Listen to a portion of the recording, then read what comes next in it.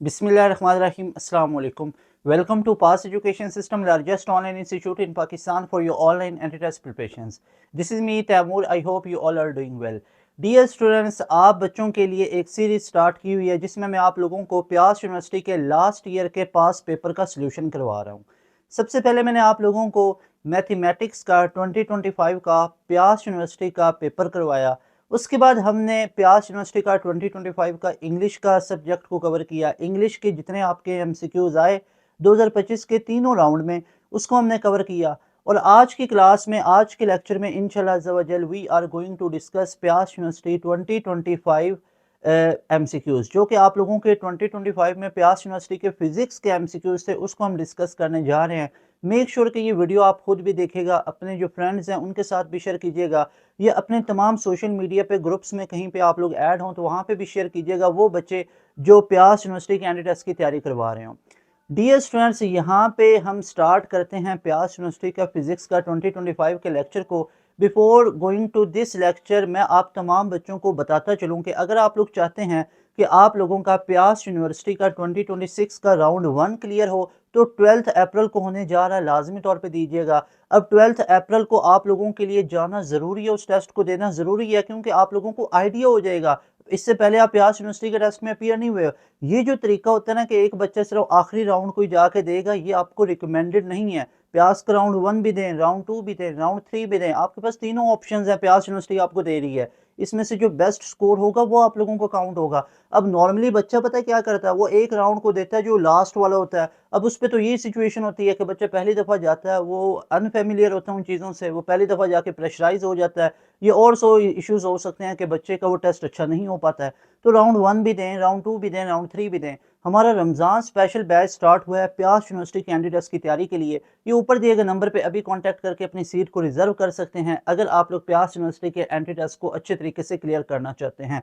Okay, am Taimur, your physics teacher for this lecture. प्यास university के physics का 2025 के ओरिजिनल एमसीक्यूज का सलूशन करेंगे जो प्यास यूनिवर्सिटी में पूछे गए।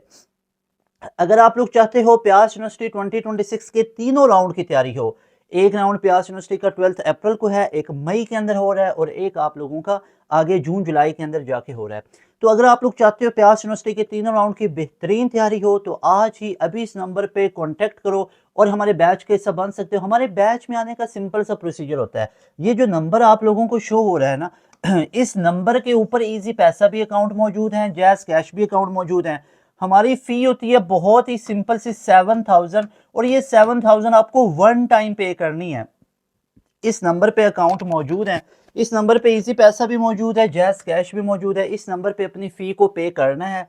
जैसे ही आप लोग फ़ी को पे करेंगे, उसकी जो रसीट होती है, उस रसीट को, अपने नेम को, अपना एक ईमेल एड्रेस और अपना डिसिप्लिन आप लोगों ने इस नंबर पे व्हाट्सएप कर देना है। विद इन मिनट्स हमारी टीम आप लोगों को रिस्पॉन्स कर देगी और फ़ौरन से आपको पोर्टल की एक्सेस मिल जाएगी, लाइव क्लासेस में ऐड हो जाओगे और फ़ौरन से आप लोगों की एक रूटीन और एक स्केड्यूल स्टार्ट हो जाएगा। एंड इंशाल्लाह you will be very happy by joining our session. अब पास एजुकेशन सिस्टम के ही बैच का हिस्सा क्यों बने, उसकी एक झलक आप लोग देख लो।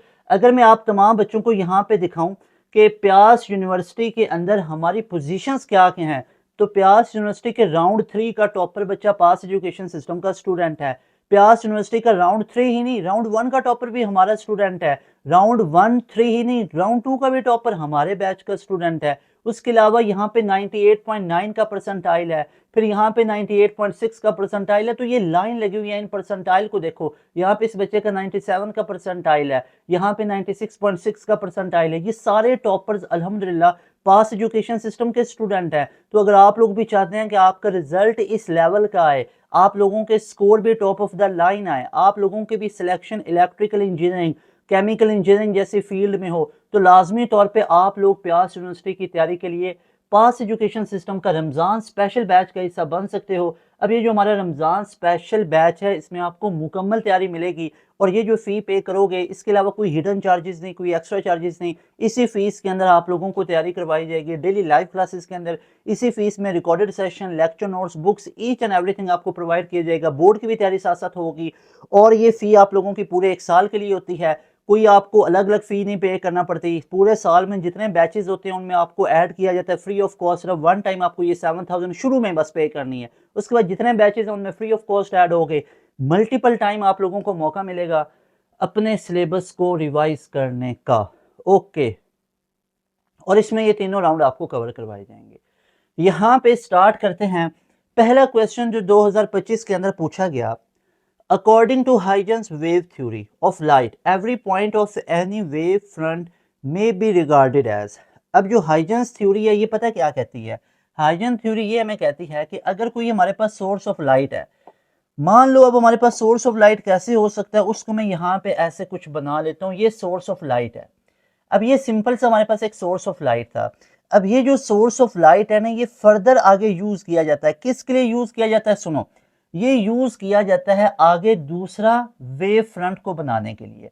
अब ये हमारे पास क्या बन गया? एक दूसरा वेव फ्रंट बन गया। यानी कि पहले हमारे पास ये एक वेव फ्रंट था, यहाँ पे ये चेक कर सकते हो, ये येलो कलर का हमारे पास, मान लो कि ये हमारे पास एक वेव फ्रंट है। यहाँ पे आप लोग इस चीज को ऐसे देख सकते हो कि यहाँ पे एक वेव फ्रंट हमारे पास ये सोर्स है हमारे पास। इस सोर्स ने आगे क्या डेवलप कर दिया? इस सोर्स ने आगे डेवलप कर दिया ये पूरे का पूरा वेव फ्रंट, और इसको हम क्या बोलेंगे? इसको हम बोलेंगे प्राइमरी वेव फ्रंट। ये जो पहला वेव फ्रंट बना ये प्राइमरी वेव फ्रंट है। अब ये प्राइमरी वेव फ्रंट पता क्या करेगा? आगे सेकेंडरी वेव फ्रंट को डेवलप कर देगा। ये हाइजेंस ने बता रखी हैं सारी बातें। हाइजेंस वेव थ्योरी ने ये सारी बातें बता रखी हैं कि एक जो सोर्स ऑफ लाइट है ये प्राइमरी वेव फ्रंट को बनाएगा, प्राइमरी आगे सेकेंडरी को बनाएगा, सेकेंडरी आगे टर्शियरी को बनाएगा। This is how light wave propagate. ऐसे लाइट वेव आगे प्रोपागेट करती जाती है। तो हमारे पास जो सिंपल सा क्वेश्चन है कि according to Huygens wave theory of light every point on any wave front may be regarded as. अब हर जो वेव फ्रंट है उसको क्या बोला जाता है? Secondary source of waves. ये क्या होता है? सेकेंडरी सोर्स ऑफ वेव होता है। अब सेकेंडरी सोर्स ऑफ वेव का मतलब क्या होता है? प्राइमरी तो ये हमारा सोर्स आ गया, उसके बाद ये जो वेव फ्रंट बना ये सेकेंडरी बना, सेकेंडरी आगे उसको टर्शियरी बनाएगा। अब यहाँ पे एक चीज ये भी इंपॉर्टेंट है कि अगर हमारे पास ये सोर्स ऑफ लाइट है, इस सोर्स ऑफ लाइट ने, पॉइंट सोर्स ने आगे प्राइमरी जो वेव फ्रंट है उसको कंस्ट्रक्ट किया, प्राइमरी ने आगे सेकेंडरी किया। अब मेरा ये क्वेश्चन है कि ये जो सेकेंडरी वेव फ्रंट बना है ये किसने बनाया है? ये प्राइमरी ने बनाया है। तो अब ये इसको हम क्या बोलेंगे? इसको हम बोलेंगे प्राइमरी वेव फ्रंट। अब ये जो सेकेंडरी है ये भी आगे एक वेव फ्रंट बनाएगा। अब यहाँ पे एक चीज समझने की बहुत जरूरी है, आपके लिए समझना जरूरी है कि इसको मैं कह देता हूँ ये प्राइमरी वेव फ्रंट है, ये सेकेंडरी है, और ये हमारे पास टर्शियरी है। अगर आप लोग यहाँ पे सेकेंडरी को देखो तो सेकेंडरी वेव फ्रंट क्यों कह रहे हैं? क्योंकि इसको प्राइमरी ने डेवलप किया है। अब मुझे बताओ टर्शियरी वेव फ्रंट को किसने डेवलप किया है? इस सेकेंडरी ने डेवलप किया है। लेकिन अब है तो ये सेकेंडरी हम कह रहे हैं, लेकिन टर्शियरी के लिए ये सेकेंडरी नहीं होगा, ये प्राइमरी होगा, क्योंकि जो वेव फ्रंट को बनाने वाला होता है वो एज अ प्राइमरी एक्ट करता है। Got it? तो हम कह सकते हैं कि कोई भी एक वेव है जो वेव फ्रंट है उसको हम क्या बोलेंगे? A secondary source of waves. यानी वो सेकेंडरी सोर्स ऑफ वेव होता है, प्राइमरी यही होता है जो उसका सोर्स है। Got it? और ये सीधी सी आप लोगों की बुक लाइन भी है। आई होप आप लोगों को क्लियर हुआ होगा।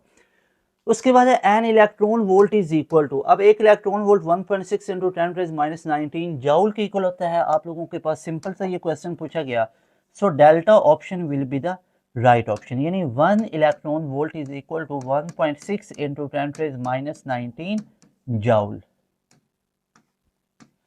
उसके बाद नेक्स्ट क्वेश्चन है the temperature at which the reading of Fahrenheit thermometer will be double that of centigrade.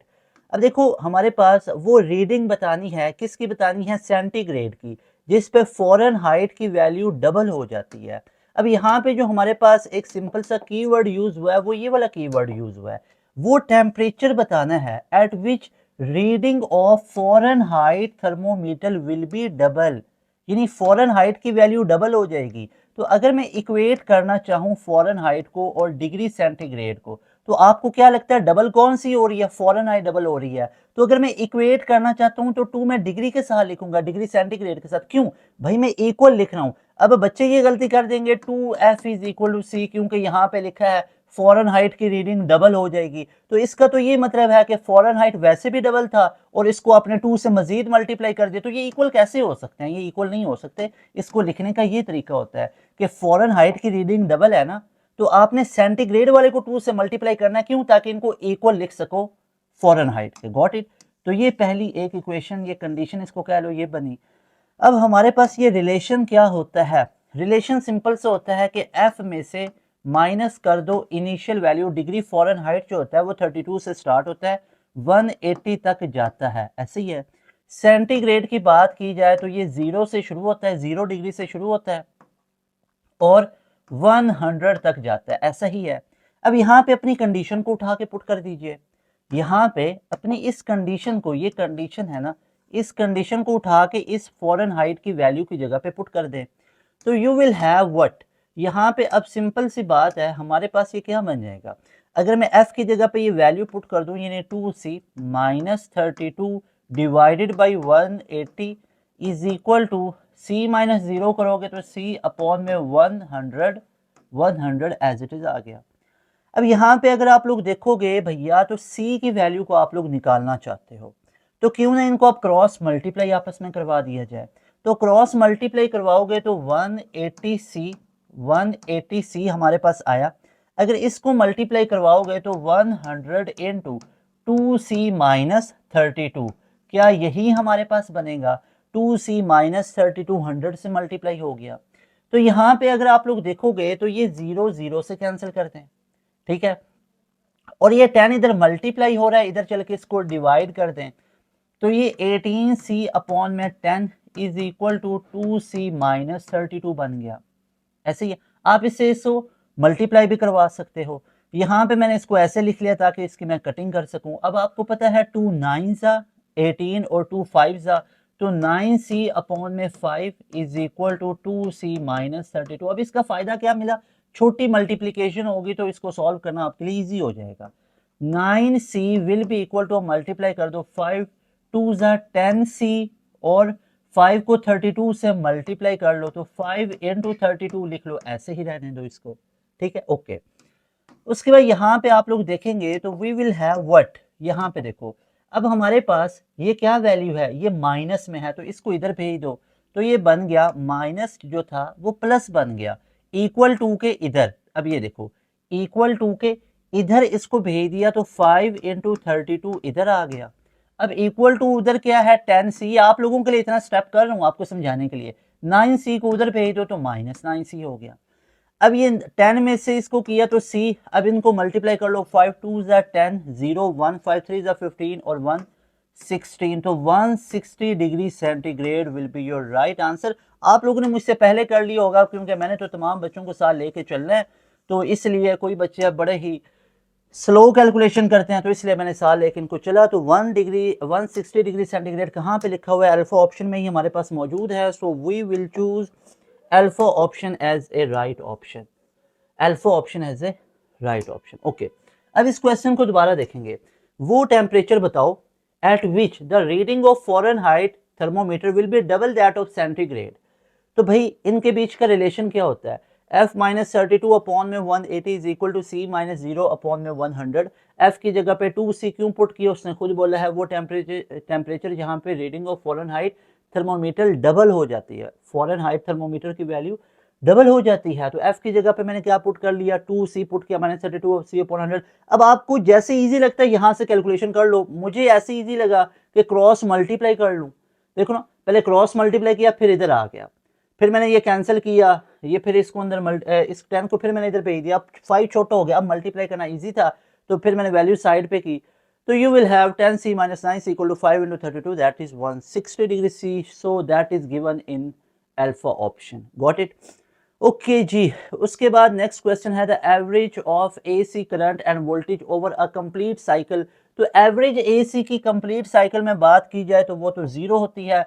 So right option will be what? That will be 0. B option is the right option. Next question है Wilson cloud chamber is an instrument used for, किसके लिए use किया जाता है भाई? Wilson cloud chamber particle के path को visible करता है।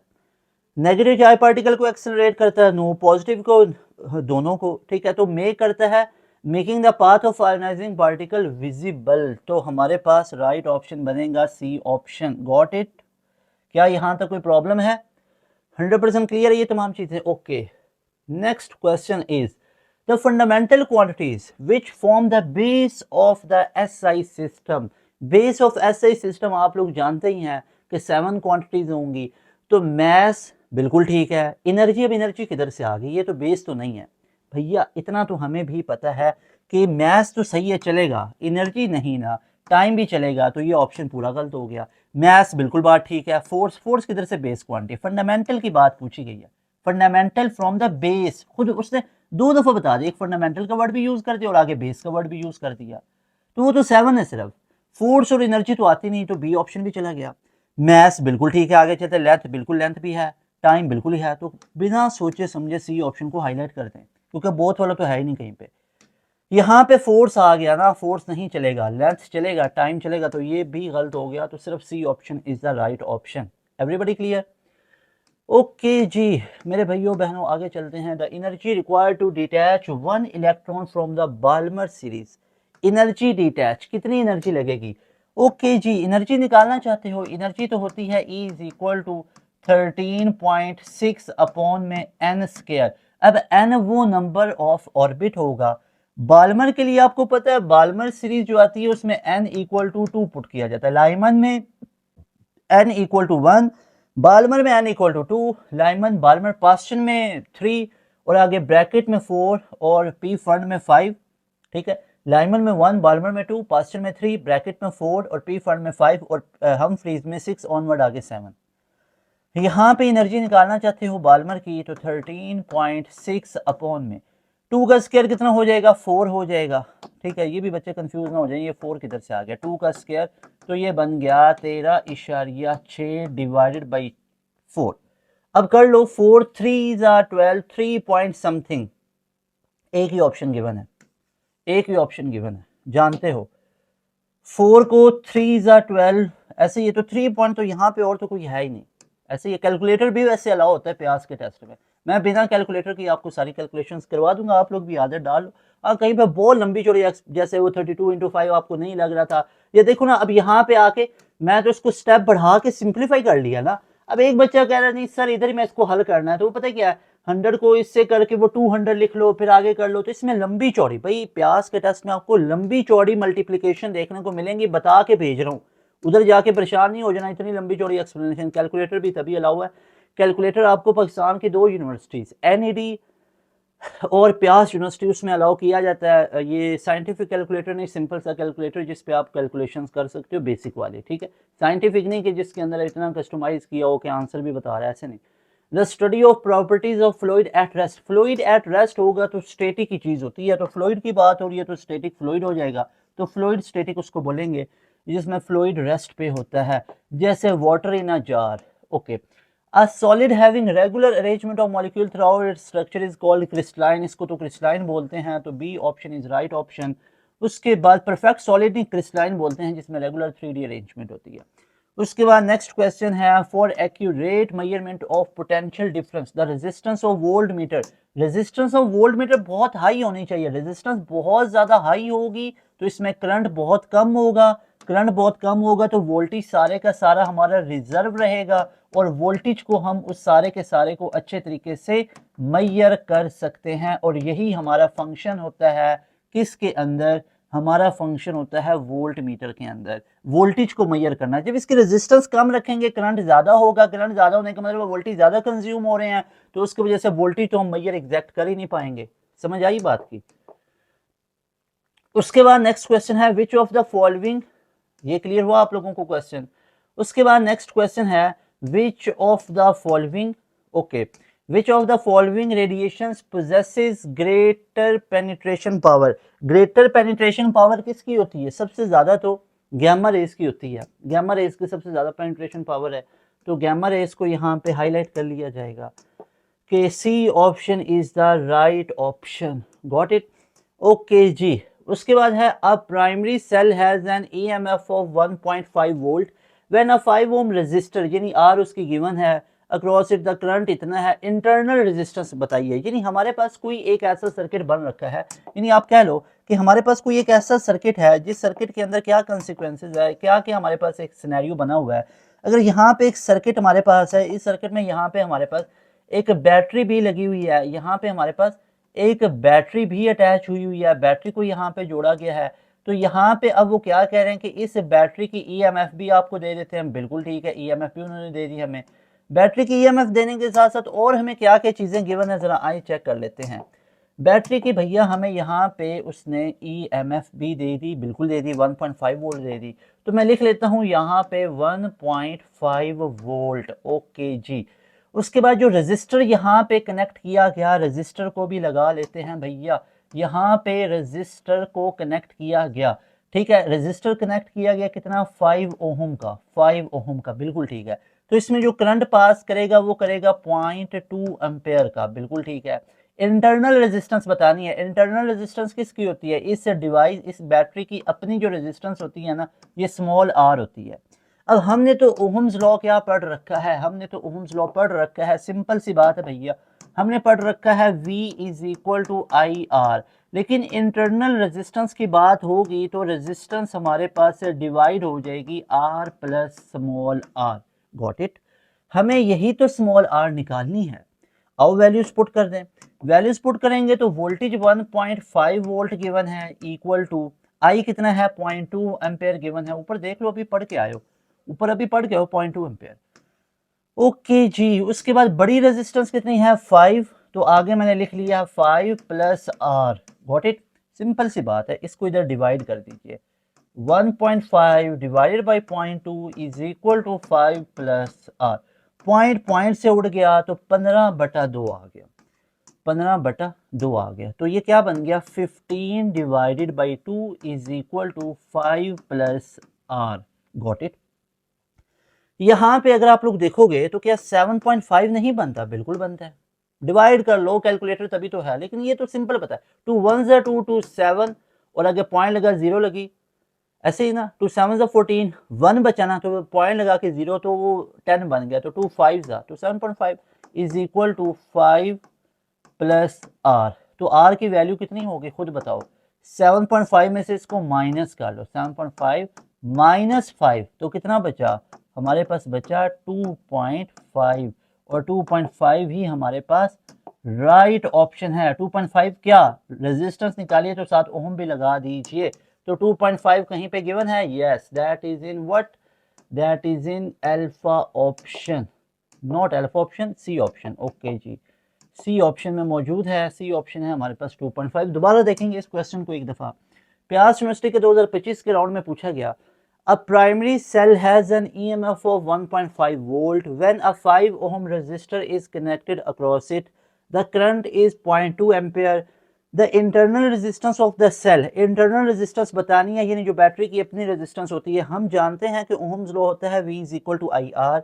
इंटरनल रेजिस्टेंस की बात हो रही है तो आर हमारा मजीद ऐड हो जाएगा, क्योंकि रेजिस्टेंस अब ओवरऑल क्या होगी, एक वो उस अप्लाइंस की, होम अप्लाइंसेस कोई भी यूज़ कर रखा है, कोई भी रजिस्टर है जो करंट को ज़ाया कर रहा है, यहाँ पे फैन लगा हुआ है, बल्ब लगा हुआ है, कोई भी लोड लगा हुआ है, लोड कह लो।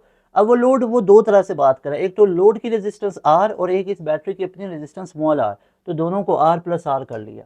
वैल्यूज पुट करो, वी कितना कि मैंने 1.5 वोल्ट, तो पुट करो 1.5 वोल्ट, वी की जगह पे 1.5 वोल्ट। आई कितना है 0.2 एम्पेयर, तो भैया 0.2 एम्पेयर पुट कर लीजिए। आर कितना है 5 प्लस आर, तो यहाँ पे इसको इधर भेजो, पॉइंट से उड़ जाता है। जब ऊपर और नीचे हमारे पास बिल्कुल सेम चीज बनी हो ना, पॉइंट के पहले और पॉइंट के बाद, तो वो पॉइंट से कैंसिल।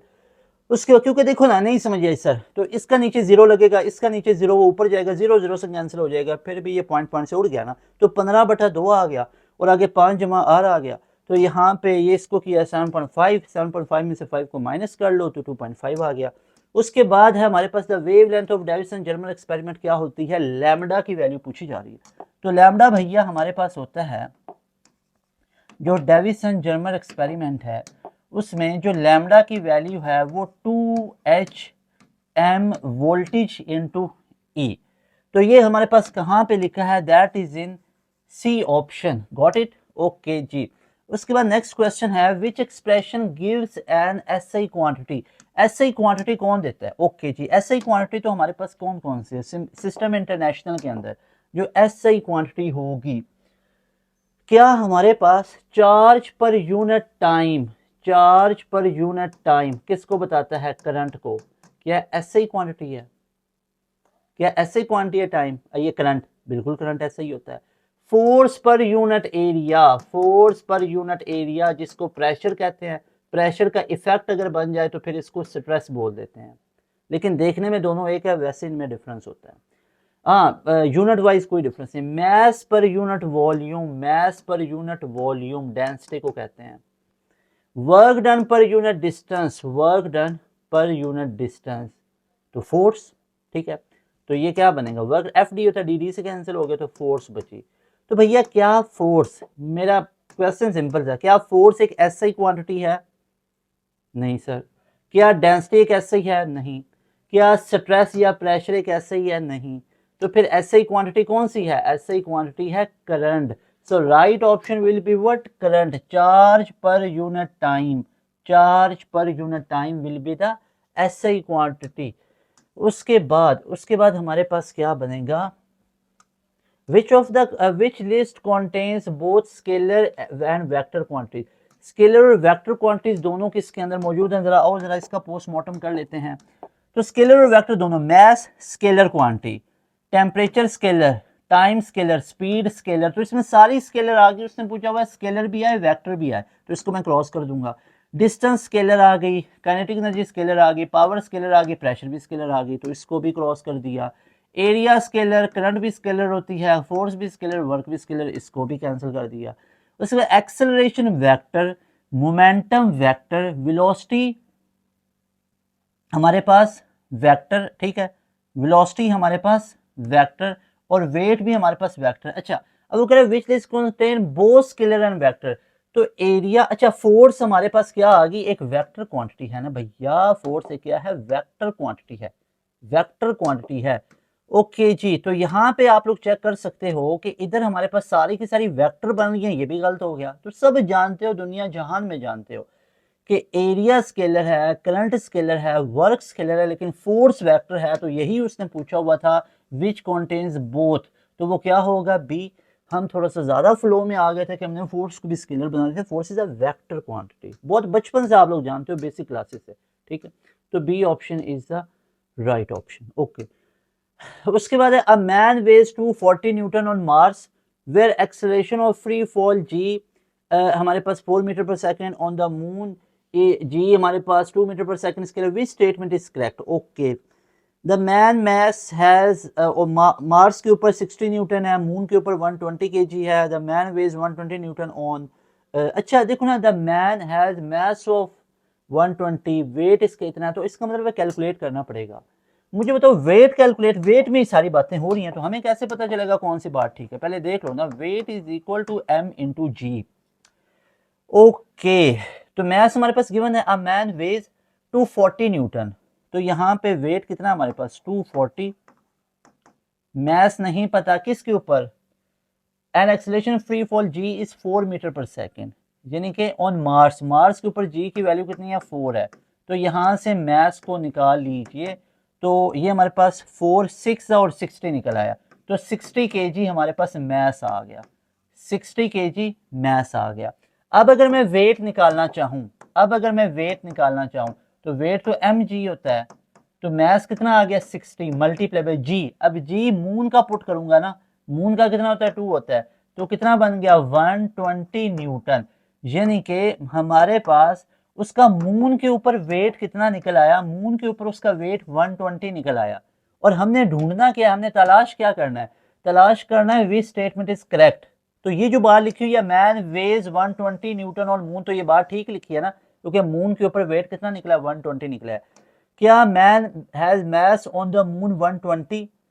क्या उसका 120 मैस मून के ऊपर है? इसको चेक कर लो। अगर वेट की जगह पे 120 पुट करो और 2 पे डिवाइड करोगे तो 60 बनेगा। मैस कितना बनेगा? 60 बनेगा। तो ये स्टेटमेंट क्या होगी? गलत होगी, ठीक है। उसका मून के ऊपर मैस 120 नहीं बनेगा बल्कि 60 बनता है, तो ये बात गलत होगी। Man has mass on mass 60 newton. अच्छा मैस आगे न्यूटन में, ये तो वैसी बात गलत होगी, मैस तो केजी में होना चाहिए, वेट न्यूटन में होता है। वेट एक वेक्टर है, मैस एक स्केलर है ना। Man weighs 120 newton on moon, ये बात बिल्कुल ठीक है, हमने कैलकुलेट कर ली। देखो ये जो मैंने कैलकुलेशन की ना, यहाँ पे मैस नहीं पता था, ये जी मैंने कौन से वाला पुट किया, ये मैंने मार्स वाला पुट किया, और वेट भी मैंने क्योंकि मार्स वाला पुट किया। अब man weighs 240 newton on Mars, तो मार्स वाला अगर मैं वेट को पुट कर रहा हूं तो जी की वैल्यू भी मार्स वाली ही यूज करूंगा, और जो मैस निकलेगा ये भी मार्स वाला निकला है, ठीक है। उसका मार्स वाला मैस कितना है 60। अब इसको उठा के मैंने मून वाला पुट किया तो 120 मून के ऊपर निकला है। So B option will be the, C option will be the right option. Everybody clear? एक दफा ध्यान से देख लीजिए, गॉट इट। यानी W equal to m g, weight भी मार्स वाला है, जी भी मार्स वाला, तो मैस भी मार्स वाला। अब मास उसका जो आ गया ना, वो मैस उसका फिक्स आ गया मार्स वाला। अब ये जो मैस की वैल्यू है ये मैंने इधर पुट की, जी अब मैंने मून वाला पुट किया तो 120 न्यूटन वेट निकल आया। अब 120 वेट का मतलब है ये किधर है, ये मून के ऊपर। कैसे पता चला? क्योंकि जी की वैल्यू आपने मून वाली पुट की है 2 newton, 2 metre per second square. Got it? Okay जी, गॉट इट, क्लियर है यहाँ तक। A stone is projected vertically upward, एक बॉल को ऊपर की तरफ फेंका गया। जब ऊपर की तरफ फेंका गया, इनिशियल वेलोसिटी 15 थी, जब बॉडी को नीचे से ऊपर फेंकेंगे तो उसका एक्सेलरेशन नेगेटिव हो जाएगा, नेगेटिव माइनस यानी नेगेटिव ऑफ 10 हो गया। और उसके बाद हमें निकालनी हाइट है, तो थर्ड इक्वेशन यूज की, 2s is equal to v square minus v i square. A minus 10 क्यों बना? क्योंकि बॉडी जब नीचे से ऊपर जाती है अगेंस्ट फील्ड जाती है, फील्ड के अगेंस्ट जाए तो नेगेटिव होता है, अगर ऊपर से नीचे आ रही हो फील्ड भी नीचे की तरफ डाउनवर्ड होता है तो फिर जी की वैल्यू पॉजिटिव ली जाती है, या ए की वैल्यू जी, क्योंकि जब बॉडी जमीन से सरफेस से ऊपर जाता है तो ए जी में कन्वर्ट हो जाता है। एस की जगह पे एच आ गया, equal to v f square minus v i square. V f 0 का स्क्वायर वही होता है। अब वी आई 15 था, 15 का स्क्वायर 225, ये माइनस बाहर वाला फार्मूले का एज इट इज, ये माइनस माइनस से कैंसिल कर दो। 225 डिवाइड बाई 20 करोगे तो मैंने 5 पे डिवाइड किया, 5 4 ज़ा 25, 4 ज़ा 20 और 5 2 इधर गया, 5 ज़ा 25, तो 45 बचा ना, क्योंकि 5 4 ज़ा 20, 2 बचा 5, 5 ज़ा 25, तो 45 डिवाइड बाई 4 जो कि 11.2 मीटर आता है, जो कि बी ऑप्शन में clear cut you can see. That was all about your प्यास यूनिवर्सिटी 2025 पास्ट पेपर। हम बच्चों को अच्छे तरीके से ये पेपर क्लियर हुआ होगा। डियर स्टूडेंट्स, अगर आप लोग चाहते हो कि आप लोगों की प्यास यूनिवर्सिटी के राउंड 1 की मुकम्मल तैयारी हो, राउंड 1 से पहले आपका मुकम्मल सिलेबस खत्म हो, राउंड 2 से पहले खत्म हो, राउंड 3 से पहले खत्म हो, तो must join Pass education system Ramzan special batch, जो कि हमारा शुरू होने जा रहा है फर्स्ट रमज़ानुल मुबारक से। आप लोग अभी आज उस बैच का हिस्सा बन सकते हैं। अगर आप लोग दूसरे तीसरे चौथे रोज़े भी ज्वाइन करते हो, कोई इशू की बात नहीं है। आपको प्रीवियस जो 2 3 4 रिकॉर्डिंग्स हुई होंगी उसकी भी रिकॉर्डिंग मिल जाएगी, क्लासेस की प्रीवियस भी आप लोगों को क्लासेस की रिकॉर्डिंग मिल जाएगी। आपको each and everything, lecture notes, video lecture solutions, उसके अलावा टेस्ट सेशन, मॉक टेस्ट वगैरह, ईच एंड एवरीथिंग आपको हमारी लेक्चर्स पोर्टल पे मिलते हैं। और जो डेली लाइव क्लासेस हैं इसमें आपकी तैयारी करवाई जाती है। लाजमी तौर पे बैच के हिस्सा बने। अगर आप एक स्केड्यूल में तैयारी करना चाहते हैं, प्यास यूनिवर्सिटी के तमाम राउंड के पिछले साल के भी टॉपर हमारे बैच के स्टूडेंट थे, लाजमी तौर पे आज ही बैच के हिस्सा बने। अगर आप प्यास यूनिवर्सिटी जैसे यूनिवर्सिटी में अपना एडमिशन कंफर्म करना चाहते हैं। मिलेंगे नई वीडियो में, तैमूर हसन को दें इजाज़त। अस्सलाम वालेकुम, अल्लाह हाफिज़, पाकिस्तान जिंदाबाद।